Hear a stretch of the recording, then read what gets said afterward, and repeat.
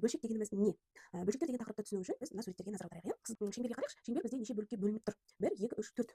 Жалпы бізде 4 бөлікке бөлініп тұр, иә. Оның неше бөлігі бізде бойылып тұр? 1 ғана бөлігі бойылып тұр. Ендеше 1 деп жазамыз. Енді бөлшек дегеніміз мынау бізде бөлшек сызығы деп аталады. Яғни мына жерде суретке қарап, шеңбер 4 бөлікке бөлінген, оның бір бөлігі ғана боялған. Яғни 4-те 1 бөлігі деген сөз болады. Ары қарай, мына сызбаға қарайық. 4 бұрыш бізде неше бөлікке бөлінген? 1, 2, 3. 3 бөлікке бөлінген жалпы. Оның неше бөлігі боялған бізде? 2 бөлігі боялған. Яғни 3-тен 2 бөлігі деп аталады. Ары қарай, неше бөлікке бөлініп тұр? 1, 2, 3, 4, 5, 6. Жалпы 6 бөлік бар екен. Оның қанша бөлігі боялған? 1, 2, 3, 4, 5, 5 бөлігі. Яғни 6-дан 5 деген бөлшегіміз осыдан шығады екен. Енді бізде қарайық, жоғарғы мына бөлшек сызығының жоғарғы жағындағы сан бізде алымы деп аталынады.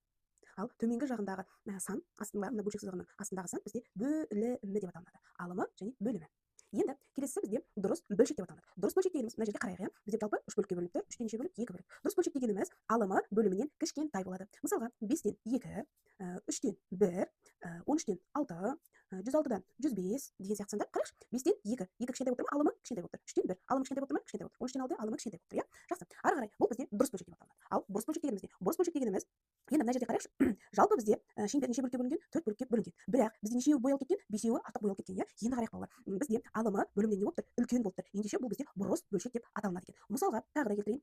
4-тен 7, 3-тен 4, 36-дан 75, 1-ден 3, міне бөлімдері барлығы үлкен болып тұр. Ендеше бұл бізде бұрыс бөлшек деп аталынады.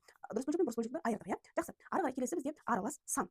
Енді аралас сан дейді. Аралас сан дегеніміз ол бізде, мысалы мына жерде қарайықшы, мынау бізде неше бөлікке бөлініп тұр? 1, 2, 3, 4, 8 бөлікке бөлініп тұр. Жалпы бізде 8 бөлікке бөлініп тұр. Енді мына жерде бізде біреуі мынаның толығымен бір бүтіні боялып тұр, иә. Толығымен біреуі боялып тұр. Енді мына жақта нешеуі боялып тұр? 3-еуі боялып тұр. Яғни аралас сан дегеніміз 1,83 деген сияқты сандар.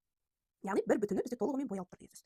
Енді аралас санға мысалға 3,3-тен 2 деген санда кіреді. 3 бөлігі толығымен боялып тұр, және жалпы 3 бөлікке бөлінген, оның 2 бөлігі боялып тұр деген сөз болады, иә. Жақсы. Енді мына сан бізде мына жақта беріліп тұр. Ол бізде 11 бөлінген 3 деген сөз екен. 11 бөлінген 3. Енді 11-ді бөлемін 3-ке, бөлу үшін істеймін, 3-тен беремін, 9 болады.